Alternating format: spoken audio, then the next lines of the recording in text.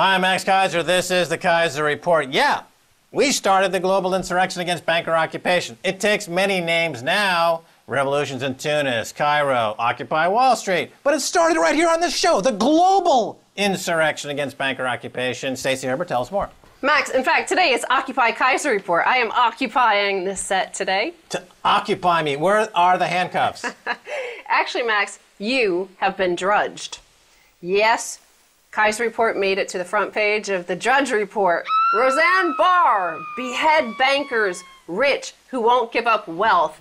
Now, I want to point out that this is also a right-wing site that celebrated when a black man was killed in Georgia recently. They whooped it up when a Muslim guy, an American citizen, was assassinated without any due process, no evidence ever even presented. Yeah, well, those people didn't have the advantage of being white, did they? And you know, last week we covered Alessio Rastani, who broke through the matrix, broke through the mainstream media, and caused an uproar when he said that Goldman Sachs rules the world. Well, he was invited onto ITV News, and he was there this week, and here's a video of him where he's asked. First they show this little clip where he says Goldman Sachs rules the world. The audience booed him, and then this is what he says. If you're thinking that your government's out there, hey, Mr. Cameron, Mr. Obama out there is in control, guess what? They're nothing more than slaves to the capitalist gangbang. That sounds kind of a leftist thing to say, but guess what? That is true. Yeah, this is fascinating that this Rastani guy on the BBC and British television is simply stating some simple truths about the banking industry, and it's become suddenly a cause celeb, like, oh my gosh, what do we do about these rogue bankers, these banking terrorists? And as if it's something new. But of course, it's the reason why David Cameron is finding it very difficult to manage that country's affairs, along with George Osborne, is because it's been infiltrated by banking terrorists in the city who support him, and he's simply there, a suppository salesman trying to shove up the schwing of the British people lies concocted by the banking industry. Well, again, going back to Drudge being soft on crime, in America, a gangbang would get you the electric chair in many red states. That's right, but not in Britain or in America. If you're a gang-banging banker, then you get a reality TV show. Now, let's move on to Occupy Wall Street, because we have said that one of the shortcomings of this movement is that they haven't targeted towards those responsible, the gangbangers behind it all. I want to show you this little video from Occupy Wall Street, San Francisco. Jamie Dimon, come out from that lofty tower that you live in that probably costs $40 million. Come on out. I'm going to tell you something, Jamie Dimon, right here, right now, today. You will not get my home. Yeah, Jamie Dimon. Well, I'd say the time is running out for Jamie Dimon. Well, the other thing is that she said all she's concerned about is that he doesn't take her house. But the fact is, he will take her house. They will get away with taking all of Americans' properties because they are protected. Now let's turn to this headline. JP Morgan Chase, NYPD, the way forward.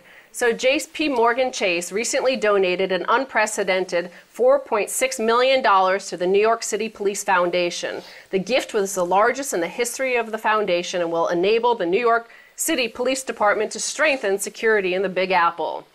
Well, he's just buying more leg breakers and head crackers to get down there and beat up protesters and children, isn't he? Well, okay, he's saying it's going to strengthen security in the Big Apple. The Big Apple is the financial center of the United States and therefore the world. Do you see, as this fourth quarter begins, Max, do you see more security in the financial system? Is there more stability in the financial system? Yes, well, they need more security in Wall Street, especially, let's take a firm like Goldman Sachs, for example. It now looks like they won't be paying their bankers any bonuses at all this year. So Lloyd Blankfein needs security from his own bankers. Well, but it also, there were many, I saw on Twitter all the bankers and brokers I follow, and they were saying, oh, all the conspiracy theories are going to start up, that Jamie Dimon and JP Morgan paying off the NYPD, it's a big conspiracy, blah, blah, blah. But remember, we covered Leah McGrath Goodman, who wrote The Asylum, the renegades who hijacked the world's oil markets, and she said in no uncertain terms, on the NYMEX, there is wide-scale drug dealing happening there. and that because they pay the New York City Police Department so much, they never, ever look for drugs there. Of course not. That's another truism on Wall Street. New York Times wrote a story when I was working there in the 80s speculating that 98% of the people working on Wall Street were either trafficking or doing cocaine. That hasn't changed at all. But again, you know, this mocking, this cynicism, this ridiculing by the likes of Drudge, by the likes of Bill Maher across the culture in America, where it's okay to assassinate a U.S. citizen because he's obviously a bad guy because the president doesn't like him, or that this is okay for J.P. Morgan, a private corporation, to pay your police department a huge sum of money, the largest in the history of New York. This is something that we saw in the Mubarak regime. That's right. Mubarak tried the same thing. Simply hired more leg breakers. It didn't really help in the end. No, but again, Max, this notion that there's some sort of exceptionalism and that we can, you know, dance at the edge of tyranny and not ever, for some reason, because we're superior Americans, fall over into a corrupt system. Where's Madonna? Dancing on the edge of tyranny. That sounds like a dance hit if I ever heard one. So again, okay, here's J.P. Morgan, and we're told by all our fellow Americans, don't worry about them paying off the New York Police Department.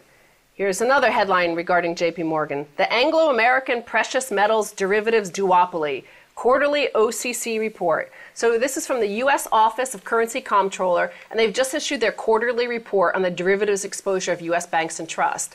And lo and behold, the report shows that J.P. Morgan has about 80% of the gold derivatives. The other 20% is held by HSBC. Yeah, they manipulate that market. And it's been proven over and over and over again. And anytime they get into a court of law, they claim that it's for national security that they need to manipulate these markets. And meanwhile, capitalism and economics in America is crashing on the rocks and turning into a huge embarrassment for everyone who lives there. This is why many people are trying to get out.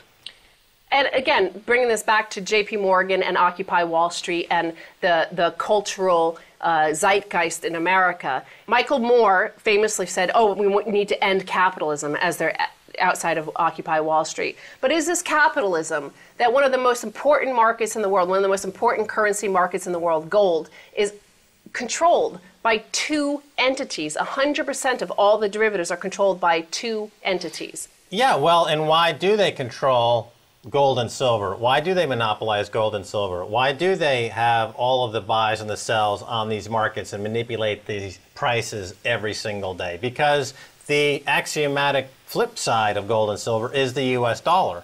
And to have the U.S. dollar as world reserve currency, which is the foundation of the American Ponzi scheme, which gives America the right to charge rent from 6 billion humans on planet Earth as part of their soft empire, requires dollar fiat currency printing willy-nilly and for the price of gold and silver to remain oppressed. This is the true battle, because as the American empire collapses, due to their own stupidity, mind you, not because it's simply the time for them to go away, they're just shooting themselves in the head, gold and silver vigilantes are saying, okay, well, it's a new era, a new century, we got to take gold up to $5,000, $6,000, $7,000 an ounce and see who out there wants to compete, who wants to be a world leader. Not America. They've abdicated that position. They just want to rely on, you know, pork rinds and cheap guns and Walmart, Burger King, whacking homeless people sloshing about on food stamps looking for some crack pipe. That's all they got. So who else can take over? Well, the report also notes that J.P. Morgan's derivatives outstanding now stands at a notional $78 trillion. $78 trillion. This is what J.P. Morgan has in derivatives. Yes. The total global GDP is approximately $50 trillion. So this one bank controls more derivatives than the entire globe's GDP. Why do they do that? They need that amount of firepower to keep prices manipulated. There are the prices you see quoted every day on CNBC. Those are the prices that J.P. Morgan and Goldman Sachs allow to be printed. Those are not derived from price discovery from free market buys and sells. Those are propaganda, American style. They print prices that they produce through American version of Pravda, CNBC. And from there, they take it straight down into the gutter. Well, for those who are going to try to press the propaganda that, oh, these are just notional values and it's all hedged and it's netted out, of course, the counterparty risk, as we saw with AIG or Lehman Brothers, it could disappear like that. The counterparty risk is austerity measures in Greece, all over Europe, all over the world. That's the hedge against abuse in the derivative markets. And this is what's driving the global insurrection against banker occupation. This is what's driving fiat money to the curb. This is what's driving the move to gold and silver. This is why Jamie Dimon has to hire cops to protect him against his own bankers who are not getting bonuses because he's a frickin' pig. And then finally on this, so we're talking about these giant amounts of 78 trillion in derivatives that JP Morgan has, and that's just one of the banks. They're the biggest in terms of how much derivatives exposure they have. But it's very hard to get that through to the people out on Occupy Wall Street or Occupy America, all across America. They're more focused on little things because these numbers are just so big. Headline from the FT reads, "Why 14,000 billion no longer scares us." So this is Gillian Tett, and she's saying that money has basically gone virtual because there's so much of it. So our brains are no longer able to even compute these numbers. Or you could say that money has become completely plasticine and able to be shaped by propaganda meisters. And that's what we're talking about. In the old days, they used to shape the news, and they used to flood the news with lies and counterfeit the truth by counterfeiting lies and just lying 24 hours a day. This would create a new normal that people would have to adjust to, and that's the secret of propaganda from the old days. Now they just issue billions and billions of mispricing non-existing securities, and they use that ticker tape of lies, of propaganda, financial propaganda, to say oil's doing this, or the dollar's doing that, or the metals are doing something else, then drawing conclusions based on lies to legitimize their policies that at the end of the day only accomplish two things: make the top 1% richer and make everyone else suffer austerity. She notes one fascinating cultural twist of this money meaning nothing. She said that it deals with the funds that deal with ETFs handling gold have now installed webcams in their vaults to prove that these funds are backed by tangible bullion. Investors, it seems, want to watch those gold bars. They don't trust the idea of zeros flying about in cyberspace. That's a lie, too. Like you can't fake gold bars sitting in a vault. Woo boy. All right, Stacy Herbert, thanks so much for being on the Keiser Report. Thank you, Max. Don't go away, much more coming away, so stay right there.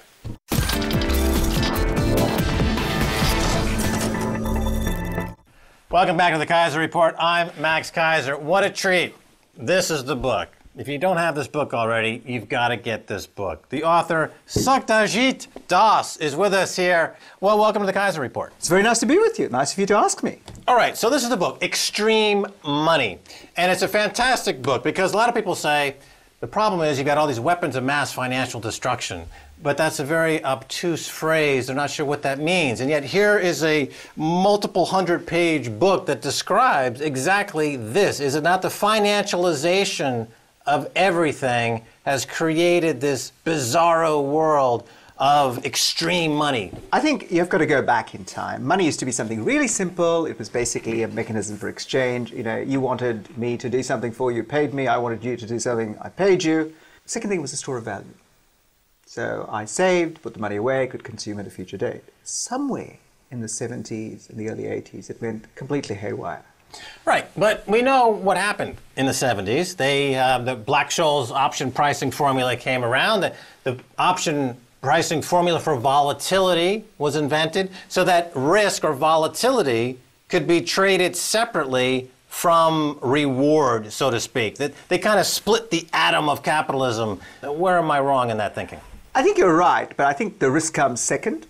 There's the first part. Once you stripped money away from this idea of real things, what it became was like a strange world which went round and round and round and round. I'll give you a very good example of that. If you take CDOs, collateralized debt obligations, the most interesting thing about them was by, say, 2005, you were using that to buy, not real things, you were using debt to buy other debt, which then bought other debt, and it just kept going down the chain. But the second part, you've hit the nail on the head. The second part of financialization was interesting, it was risk. Now, originally, when you had risk, it was kind of simple, but somewhere in there, people found a way to effectively strip it apart and trade it. Now, I believe greatly in what I call the law of conservation of risk, which is risk cannot be lost. All you can do is shuffle it around and give it to somebody else. The point here is some people might be able to bear the risk better because they've got offsetting positions. But what Black-Scholes does, and the key to understanding Black-Scholes, the whole option pricing framework, is we now understand risk, and more importantly, we can dynamically hedge it. So banks and everybody else get into the idea that we understand risk, we know exactly what it is, and we can lay it off and hedge it. And that insight about risk created this cult that we actually got rid of uncertainty. We could make things certain. And everything in finance was now driven by more and more debt, because if you don't have uncertainty, then you can take on more debt, because the problem of not paying it back goes away to some degree. And that was the key. Now, you said something very interesting, the conservation of debt and hedging. Now, people are curious why this wealth and income gap keeps spreading more and more.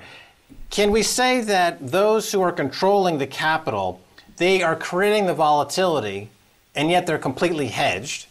But the crashing markets, the policy reactions, the panicked policy reactions end up where the masses are being asked to absorb the austerity. All bankers are capitalists when they're making money. The moment they lose money, they become socialists and line up with their tin cups along with everybody else, get the taxpayer to pay. But you've hit the nail on the head in terms of a very interesting interaction between the average person and finance. Now, everybody has conspiracy theories. Everybody assumes in a dark room somewhere people sat down and plotted this out down to the last T. It wasn't. It was accidental. A whole series of things fell into line. And while these developments in risk were going on, parallel to that, there was a problem, which is in income inequality. People were getting poorer. So what did we do when people got poorer? We basically democratized credit and said, hey, you want that car? You may not earn enough, but we'll lend you the money. And that led down this path of basically creating income inequality. And there is a social element to this. It's about slavery. Because you can make people slaves in different ways. One is once you get them to borrow and they owe you money, they become slaves as well. So this bunch of people, financiers now, were propelled into the center stage of all of this, where they control this entire process, purely accidentally. But the one thing about financiers is they're smart. When they see something which has advantages, they take advantage of it, so they propel themselves into the centerpiece. The other thing that you mentioned, which I think is really fascinating about the whole period of history, is what was really going on is a reaction to a whole bunch of things. Like, for instance, in the 1970s, we had stagflation. Keynesian mixed economy wasn't working, so people said, well, what can we try? Let's try a bit of deregulation. Nobody actually knows whether it worked or not. I mean, Ronald Reagan is the beatified, a person on the far right, except he ran the biggest deficits up till that point in time. People forget that. On the other side, Bill Clinton is supposed to be left of center, yet he ran the most right-of-center financial policies known to mankind. So there was just mixture. So essentially, we had this dilutive process where political ideology became unhinged because nobody really knew what to do. And the financiers said, hey, efficient markets and we are the answer. So they were able to almost combine political power, economic power, financial power in this one person, which of course now we know has backfired. Talking about this historically over the past few decades and since the creation of the modern derivative era. Now, after options and listed options, Chicago Board of Options Exchange, were created, you had a few years of high-level inflation. Yes. Paul Volcker came in. He raised interest rates to 18%. It peaked at LIBOR. Prime peaked at 21. I remember the day. And it peaked around 1980. And then Reagan came in. Now, from 1980 until very recently, you've had the longest bond market rally in the history. Sure. So the people who, for 20, 30 years, who have become debt slaves, but they did so on the back of a rising bond market or lowering interest rates. Absolutely so correct. They were unaware of the fact that even though they were spending lots of money and they were taking loans out against their house, they were actually going broke. Then suddenly, 2 or 3 years ago, the party ended. Suddenly, houses are underwater. Correct. Suddenly, people are now finding themselves as debt slaves. But this was not something that just happened. No. It's taken 30, 40 years. But the point you make is interesting. There's nothing wrong with debt per se. Debt assumes a couple of very important things. Firstly, what you've bought with it produces income. So basically, you have the income to pay back the interest and the principal. But also what you have is whatever you bought with the debt keeps its value. Now, you hit the nail on the head. Houses were the key thing here. And when houses fall in value, you were never going to earn anything. Your principal resident isn't actually a source of income. So basically, you were never going to pay it back. Right. In fact, it was negative income because of all the subsidies. Absolutely. And all the subsidies gradually are unaffordable now. So under those circumstances, you get into problems. What do you make of the current interest rate policy of Federal Reserve banks around the world? Zero interest rate policy. It seems forced. Quantitative easing, 1, 2. Forced. Keeping interest rates artificially low. Isn't it just perpetuating the Ponzi? Well, they are to some degree, but the Ponzi now is the government's, because the governments actually took over the debt from the private sector because they had to through the banking system when the banking system became literally insolvent.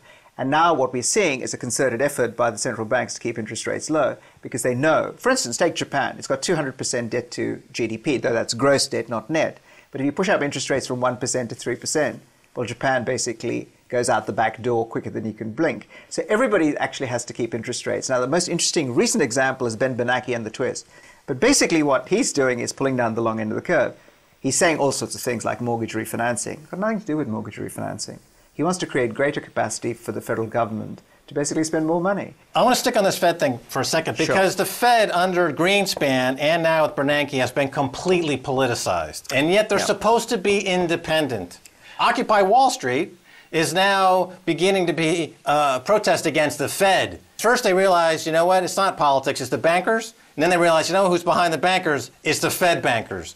You know, and they're moving in that direction. And you've got a big uptick in Ron Paul, who's made this an issue. Absolutely. So they're not independent. It's become politicized, and yet they say they're independent. So how do we rectify that problem? Well, I think firstly you've got to break the finance-government complex. You've got to break that. Same as the defense-industrial complex from the 1950s. You've got to break that, which is you've got to change campaign finance. You've got to basically look at the banks and make sure the banks can't influence politicians in the way they do. You've got to cut out all the lobbying, the heavily financed lobbying, which actually weakens all the legislation. And the other thing is, I'm not sure that you want an entirely independent Federal Reserve Board anyway, but you want one which makes decisions purely on the economics of the case, not on the politics of the case. And the crucial thing was Greenspan. You're absolutely correct. Because Greenspan, more than anybody, politicized the process. Because he was basically, at the end of the day, a political person, because he was a very poor economist. Everybody agrees that he was a very poor economist. And he basically knew how to keep the bankers happy. His constituency was always the bankers. From 87 onwards, every time the banks had a problem, he cut interest rates, he flooded the system with money. And that created this huge debt burden to a large degree. So you can't get off that. But I think you've got to break that nexus. I agree with that. The interesting thing, I was thinking of the Wall Street protest, perhaps Rick Perry would like to go down there and join them. Because remember, he was the one railing about the fact that the Fed was basically should be tried for treason. Bernanke should be tried for treason. So perhaps he should lead the charge in that regard. Well, there has been a lot of chatter along those lines. Is there a role for a Federal Reserve Bank? It's a relatively, in America, of course, it was started as a way to get away from the Bank of England. Ben Franklin made this case. You know, one of the reasons we started America was to get rid of the Bank of England, to get away from them. And it was created by Germans, strangely enough, by Paul Warburg. And when they introduced it in 1913, they brought in the income tax. That's right. Okay, so now is there a case for a Federal Reserve Bank at all? I suspect you would need it because in modern monetary economics, you cannot get away from a central bank. Somebody has to print money, somebody has to control the money supply, somebody has to control the debt issues. But if you look at a state like North Dakota in America, the state owns the bank. They have a very tight control on the money supply, and they didn't have any of these banking problems. Which is going back to Hayek and basically saying you have a rule-based system where you're basically saying, look, there's a series of rules, you just follow the rules. In which case it's a mechanical process. You need a mechanical process of doing that rather than a bank itself because there's no decision-making. So you're going to a Hayek solution to some degree. And that's possible. Okay, so the bank becomes basically a utility. Now, the argument against it is that, well, with these investment banks and they have so much money floating through the system, you're feeding the entrepreneurial economy, you're feeding NASDAQ, you're feeding the loans, you're feeding risk-taking. So there's the give and take right there. However, what we're saying, is there a way to get out of this conundrum that the Fed finds itself in? They've got more debt on their books than they can possibly grow their way out of. They're going to have to do something radical. Is there any solution that's going to be less than a radical, very painful solution? No. The answer is no. Otherwise, you lock yourself into a Japan-like solution of 20 years of nothing, where you basically try to grind out, and Japan still can't get out the other side, simply because there is no answer through debt deflation under those circumstances, because that's what they've locked themselves into. To break the nexus in some way, I mean, there are other solutions as well, which are equally radical. Why don't you withdraw all the money supply completely and replace it with notes which have to be spent within 2 years? Right. So you have a time value on your notes. Correct. Right. So you, which under an internet-based, technology-driven society, it's very easy to do. So you contact Groupon, And I have a question for you. Why, with Groupon, Yep. of course, people are crazy about getting group discounts on sushi yeah. or nail polishing. But if you tell them, you know what, we're going to create a nationwide Groupon and get a discount on healthcare, they say, no, that's socialism. Well, basically, nail care and socialism don't go together as healthcare and socialism do. I've never understood the American psyche. I mean, I have completely rational friends who, the moment we raise the issue of healthcare, accuse me of being a communist. Right, without any discussion. Without any discussion. And I never really understand that sort of jump in the logic. So it's a bit like that. Groupon is exactly the same. As you say, it's a form of socialism to some degree. Das, thanks so much for being on the Keiser Report. Nice to be with you. All right, and that's going to do it for this edition of the Keiser Report with me, Max Keiser, and Stacy Herbert. If you want to buy this book, I suggest you do so by our good buddy Das. If you want to send me an email, please do so at keiserreport@rttv.ru. Until next time, this is Max Keiser saying bye, y'all.